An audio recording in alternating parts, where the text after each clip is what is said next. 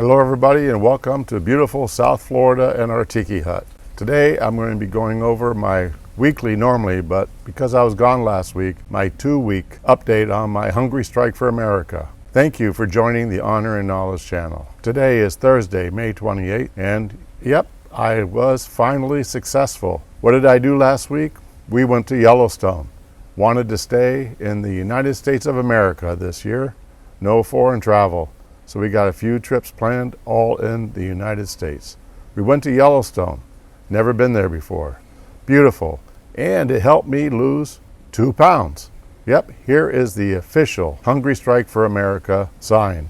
Has 2 additional stars on it. And I get to fill in 2 additional states on the official map of the United States for the Hungry Strike for America. I'm losing 50 pounds. Started in July of last year. Beginning of July, ends in the end of October of this year. Why that time period? Well, it's before the November elections. I'm focused on the House and the Senate. I'm losing 50 pounds. Why 50? Well, it puts me in a healthy weight range, and there are 50 states. In my mind, for some wacky reason, there's a connection between me losing 50 pounds successfully without GLP-1s, no medication, no surgeries, just good old-fashioned way of increased exercise and reduced calories, as well as picking the right food for nutrition. Bottom line is, I'm 30 pounds in, 20 pounds left. And because I started at 229 pounds, I'm at 199. And before I go on, I just want to update everybody on some of my calculations and analysis about where the House is going to be, according to my calculations,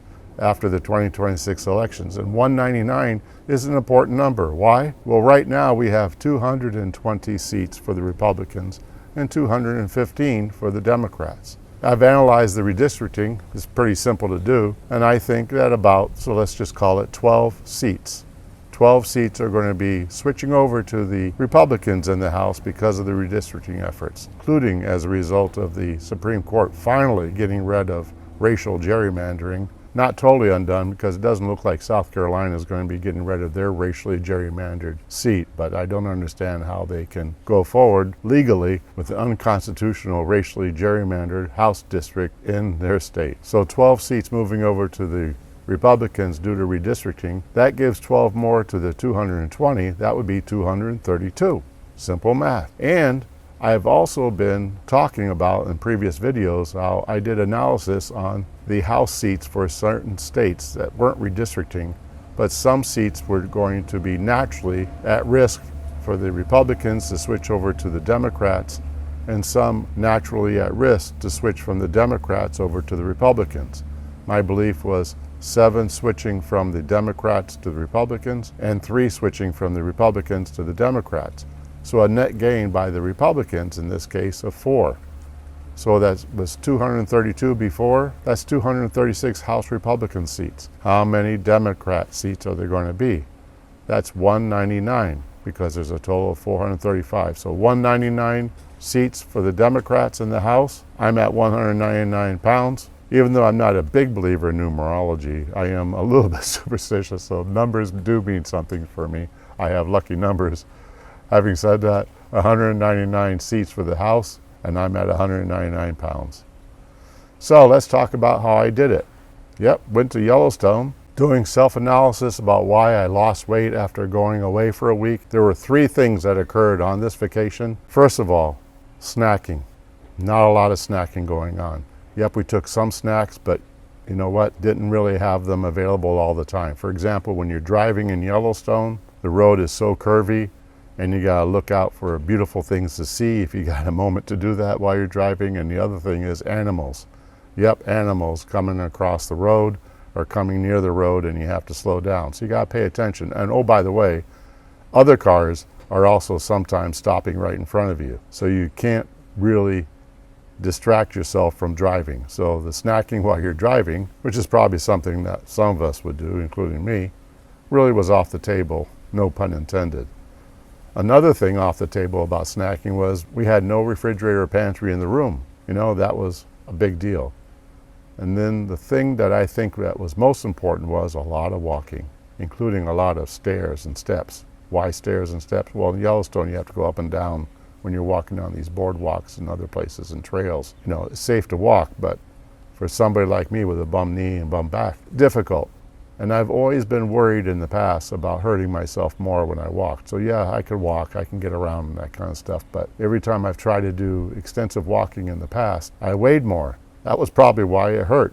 Well, guess what? I weigh a lot less now.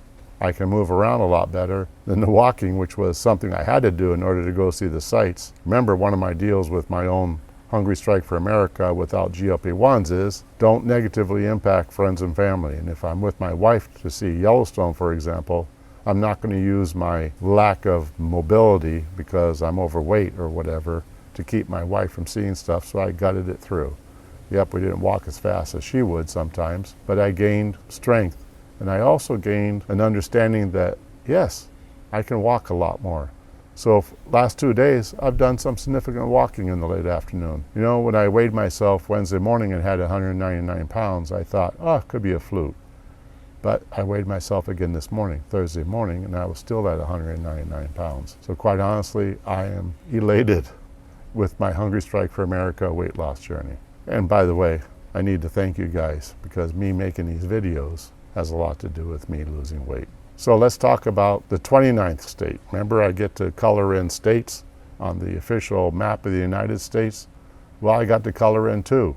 The 29th is Pennsylvania, and the 30th is Michigan. Just as a reminder, I picked the states to color in based upon the order in which they had the highest percentile voting for President Trump in the 2024 election. So in 29th position was Pennsylvania, and in 30th position was Michigan. Pennsylvania is a very fun state to go over. Why? Well, first of all, there are no senators up for re-election this year in 2026.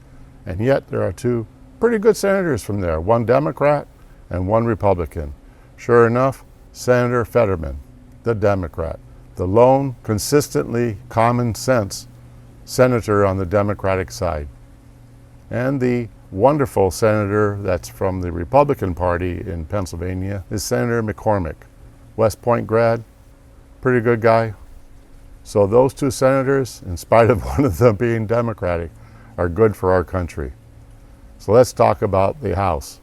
No reason to go over each one, but they're, except for one, because he's been in the news lately. That's Brian Fitzpatrick from Congressional District Number 1 in Pennsylvania. It leans Democrat by 1 point, and yet he's a Republican.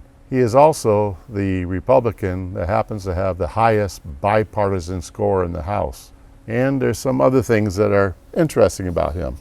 He has been staunchly Republican on certain things, such as support of Israel, but he's also been supportive of Democrat policies, such as the Biden policies. He was voting for Biden policies 70% of the time, including the infamous, at least in my book, poorly named infrastructure, $1.2 trillion Biden infrastructure plan, or as I call it, and other people do too, the $1.2 trillion break the bank, cause inflation Biden plan.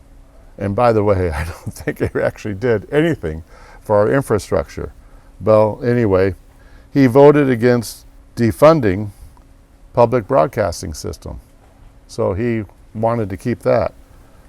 He also did some other stuff, voting one way or the other. Some things good, some things not so good. You also need to recognize that his Congressional District Number 1 is actually the wealthiest district in Pennsylvania, just outside of Philadelphia. So somehow, Brian Fitzpatrick has figured out how to get elected. Unfortunately, he's also figured out how to do some things recently that were not what I would call mainstream Republican, but you know what?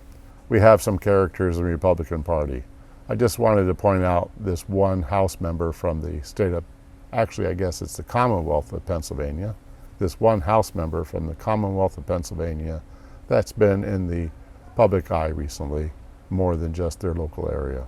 By the way, just to show how Pennsylvania is pretty split evenly, you know, they have one Democratic senator and one Republican senator. The state Senate in Commonwealth of Pennsylvania is controlled by the Republicans, but the state legislature is controlled by the Democrats. Similar to that, let's move on to Michigan, where the state legislature is controlled by the Republicans, but the state Senate is controlled by the Democrats. So Michigan is sort of evenly divided also.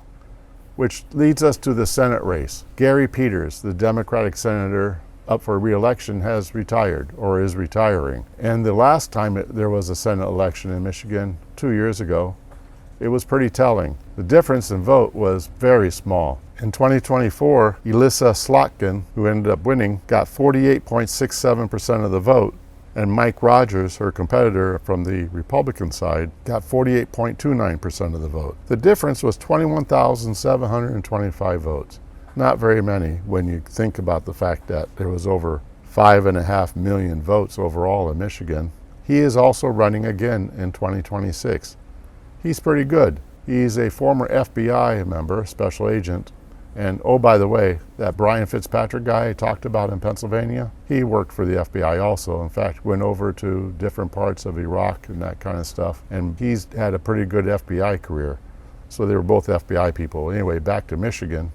Mike Rogers, outstanding candidate. I expect him to do very well. Do we know who the Democratic challenger is? Well, actually, not even Mike Rogers is for certain. Both parties have their primaries on August 4th in Michigan. By the way, Pennsylvania already had their primary, so it's all set. But in Michigan, don't really know yet. Too much time between now and August 4th. But I actually think, I've said this before, that Michigan is primed to go the way of the Republicans for this Senate seat. Not guaranteed. There has to be a great turnout, of course, in a midterm election, and some money would be nice too. But here is a place that we can pick up another seat in the Senate for the Republicans. Pretty good. So this completes my talk about the Hungry Strike for America for this video. The Hungry Strike for America official sign's got 2 more stars. I weigh 199 pounds, 30 pounds less than when I started this journey in the beginning of July of last year. Colored in 2 more states in the official map for the Hungry Strike for America. Thank you for watching this video. Thank you for your time. As I said before, making these videos and you watching them helps me a lot in my non-GLP-1, non-surgery and everything else, natural weight loss journey to lose my 50 pounds. And along with Speaker Johnson and President Trump and Senator Thune, keep the House and the Senate Republican after the 2026 elections. God bless you. God bless President Trump and his administration. Pray for the military.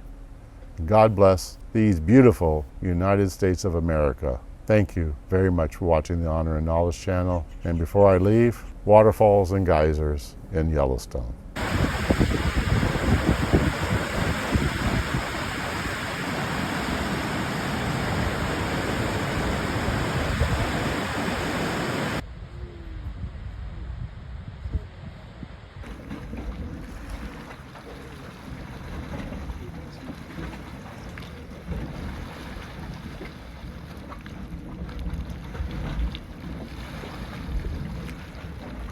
Goodbye.